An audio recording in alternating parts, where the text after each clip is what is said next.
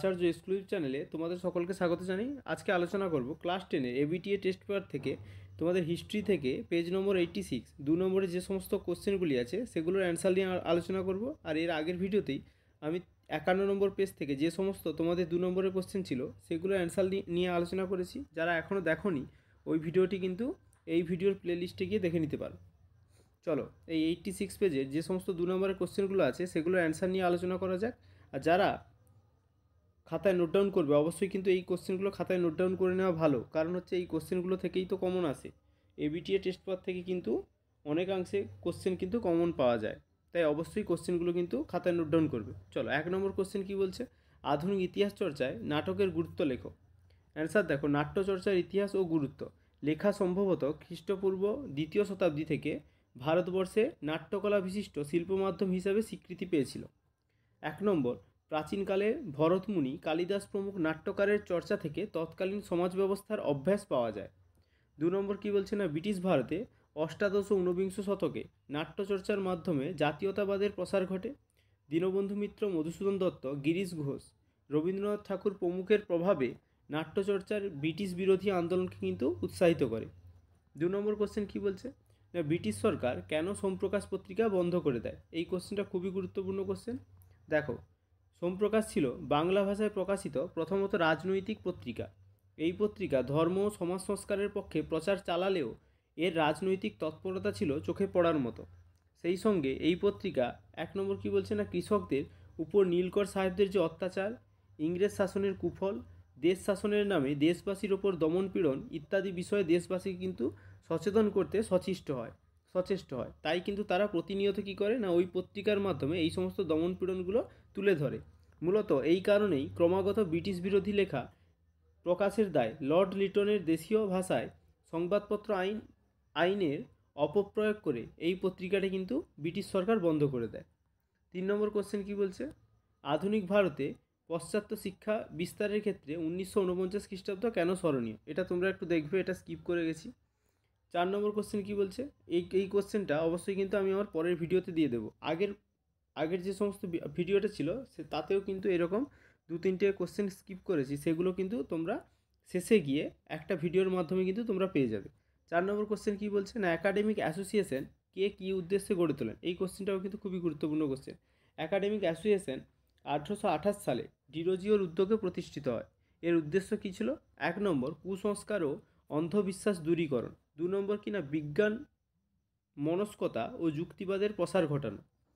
3 নম্বর কিনা সাহিত্য, স্বদেশপ্রেম ইত্যাদি বিষয়ে বিতর্ক আলোচনা করা। 5 নম্বর কোশ্চেন, চাইবাসার যুদ্ধ কী। 1820 থেকে 21 খ্রিস্টাব্দে পোড়াহাটের জমিদার ও তার সহযোগী ইংরেজ সেনাপতি রোকসেসের সাথে আদিবাসী কোলদের মধ্যে যে যুদ্ধ সংঘটিত হয় তা কিন্তু চাইবাসার যুদ্ধ নামে পরিচিত। এই যুদ্ধের গুরুত্ব কী ছিল না, এই যুদ্ধে কোলরা পরাজিত হলে কোম্পানি ও তার সহযোগী জমিদার, মহাজন ও ব্যবসায়ীদের অত্যাচার বৃদ্ধি পায়। এরই পরিণতিতে 1831 থেকে 32 খ্রিস্টাব্দে কোলরা কিন্তু পুনরায় বিদ্রোহী হয়ে ওঠে। 6 নম্বর কোশ্চেন কি না, এলাকা চাষ বা নিজ আবাদি চাষ কী। এলাকা চাষ ও বে এলাকা চাষ শব্দ দুটি 19 শতকে নীল চাষের পদ্ধতির ক্ষেত্রে ব্যবহৃত হতো। প্রথমত, নীলকররা যখন জমিদারদের কাছ থেকে জমি ক্রয় করে ভাড়া নিয়ে সেই জমিতে ভাড়াটিয়া চাষিদের দিয়ে নীল চাষ করতো, তখন কিন্তু তা এলাকা চাষ নামে পরিচিত ছিল। আর দ্বিতীয়ত কি না, এলাকা চাষ পদ্ধতিতে নীল চাষ লাভজনক না হওয়ায় নীলকররা চাষিকে অগ্রিম টাকা বা দাদন দিয়ে চাষির জমিতে চাষির খরচে নীল চাষ করত, যা বে এলাকা চাষ বা রায়তি চাষ নামে কিন্তু পরিচিত ছিল। 7 নম্বর কোশ্চেন, মহারানীর ঘোষণাপত্রকে প্রতিশ্রুতি ভঙ্গের অধ্যায় বলা হয় কেন। অ্যান্সার কি না, মহাবিদ্রোহের পর ইংল্যান্ডের রাজনৈতিক মহল মনে করে যে ইস্ট ইন্ডিয়া কোম্পানির মতো একটি বাণিজ্যিক প্রতিষ্ঠানের হাতে ভারতের মতো একটি বিশাল দেশের শাসনভার থাকা উচিত নয়। এই কারণে 1858 খ্রিস্টাব্দের 1 নভেম্বর এলাহাবাদে এক দরবারে আয়োজন করে মহারানী ভিক্টোরিয়ার ভারতীয়দের কাছে কোম্পানির ক্ষমতা হস্তান্তরের কথা এক ঘোষণাপত্রের মাধ্যমে কিন্তু পেশ করেন। এই ঘটনা ইতিহাসের মহারানী ঘোষণাপত্র নামে কিন্তু পরিচিত। আর এর উদ্দেশ্যগুলি কী কী ছিল, প্রধান উদ্দেশ্য 1 নম্বর, ভারতবাসীর ধর্মীয় ও সামাজিক কোনো ব্যাপারেই সরকার কোনো প্রকার হস্তক্ষেপ করবে না। 2 নম্বর কি, প্রত্যেক ভারতবাসী ধর্মীয় স্বাধীনতা ভোগ করবে। 3 নম্বর, জাতি ধর্ম বর্ণ নির্বিশেষে যোগ্যতা সম্পন্ন সকল ভারতবাসী সরকারি চাকরিতে নিযুক্ত হতে পারবে। 4 নম্বর কি না, সত্যবিলোপ নীতি বিলোপ করা হবে। 5 নম্বর, দাগ নাম্বারটা উল্টোপাল্টা হয়ে গেছে, একটু ঠিক করে নেবে। 5 নম্বর, দেশীয় রাজন্যবর্গের দত্তক গ্রহণের অনুমতি দেওয়া হবে। 6 নম্বর কি বলছে না, সরকার ভারতে আর সাম্রাজ্য বিস্তারে আগ্রহী নয়। আমি কিন্তু অনেকগুলো পয়েন্ট দিয়েছি, তোমরা যে কোনো 4টি পয়েন্ট নিয়ে আলোচনা করে দিলেই কিন্তু হবে। আর 5 নম্বর কি বলছে না, দেশীয় রাজ্যগুলিকে আশ্বস্ত করা হয় যে কোম্পানির সঙ্গে স্বাক্ষরিত তাদের সব চুক্তি ও সন্ধিগুলিকে মেনে চলা হবে। ঠিক আছে। আবার অন্যদিকে এর মাধ্যমে ভারতে ব্রিটিশ শাসনের ভিত তৈরি করা হয়েছিল, কিন্তু মহারানীর ঘোষণাপত্রের প্রতিশ্রুতিগুলি শেষ পর্যন্ত কিন্তু সফল হয়নি।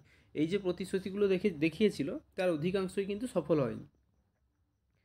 আচ্ছা, 8 নম্বর কোশ্চেনটাও পরে আলোচনা করে দেওয়া হবে। কি বলছে, 1857 খ্রিস্টাব্দে সিপাহী বিদ্রোহকে কারা কেন জাতীয় বিদ্রোহ বলেছেন? আমরা জানি বিনায়ক দামোদর সাভারকার জাতীয় বিদ্রোহ বলে আখ্যা দিয়েছেন, কারণ কি এটা জাতীয়তা রূপ ধারণ করেছিল। এই কোশ্চেনটা কিন্তু আমি পরে আলোচনা করে দেবো। 9 নম্বর কোশ্চেন কি বলছে, জাইলোগ্রাফি পদ্ধতি ও লাইনোটাইপ কি? জাইলোগ্রাফি হলো এক ধরনের মুদ্রণ পদ্ধতি, লাইনোটাইপও এক ধরনের তো মুদ্রণ পদ্ধতি। মুদ্রণ ব্যবস্থা বা ছাপাখানায় ব্যবহৃত ব্লক ভিত্তিক এই পদ্ধতিতে কাঠ বা পাথরের ব্লক ব্যবহার করা হয়। খ্রিস্টীয় 8ম শতকের চীনে প্রথম এই মুদ্রণ কৌশল কিন্তু আবিষ্কৃত হয়, এই জাইলোগ্রাফিক পদ্ধতিটা।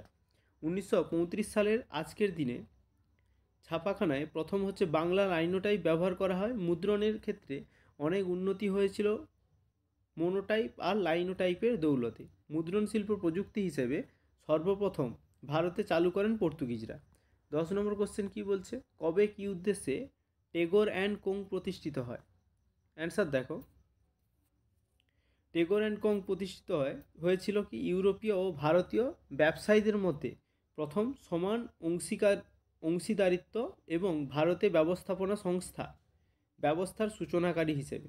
কোম্পানিটি 1834 সালে দ্বারকানাথ ঠাকুর কলকাতার একজন নীল ব্যবসায়ী উইলিয়াম কেরির সাথে অংশীদারিত্বে চালু করেছিল। উইলিয়াম কেরি হবে, এটা একটু কারেকশন করে নেবে। উইলিয়াম কেরির সাথে কিন্তু অংশীদারিত্বে চালু করেছিল, যাতে বাঙালিরা এবং হচ্ছে ইউরোপীয়রা সমান অংশীদারিত্ব পায়, তার জন্য। 11 নম্বর কোশ্চেন কি বলছে, হালি প্রথা কি? অ্যান্সার দেখো, হালি প্রথা হলো একটি সামাজিক প্রথা যা মূলত বাংলাদেশের গ্রামীণ সমাজে প্রচলিত। এই প্রথায় বিশেষ করে কৃষিকাজের সময় কৃষকরা একত্রিত হয়ে কাজ করেন এবং একে অপরকে সাহায্য করেন। এটি একটি সহযোগিতামূলক প্রক্রিয়া যেখানে কৃষকরা নিজেদের মধ্যে কাজ ভাগ করে নেন এবং একসাথে কাজ করার মাধ্যমে তাদের উৎপাদনশীলতা বৃদ্ধি পায়। 12 নম্বর কোশ্চেনটাও পরে আলোচনা করে দেওয়া হবে। ভারতের কমিউনিস্ট পার্টিকে দ্বিজ বলা হয় কেন? এটাও পরে আলোচনা করে দেওয়া হবে। 13 নম্বর কোশ্চেন বলছে, বীরাষ্টমী ব্রত কে কেন পালন করেন? না, বিশ্বকবি রবীন্দ্রনাথ ঠাকুরের বোন স্বর্ণকুমারী দেবীর মেয়ে সরলা দেবী চৌধুরানী কিন্তু বাংলার যুবকদের স্বাধীনতা সংগ্রামের উপযুক্ত করার উদ্দেশ্যে তাদের অস্ত্র শিক্ষা প্রদানের জন্য বীরাষ্টমী ব্রত কিন্তু পালন শুরু করেন। সেই সময় তার উদ্যোগেই সেই সময়ে প্রতাপাদিত্য উৎসবও কিন্তু পালিত হয়।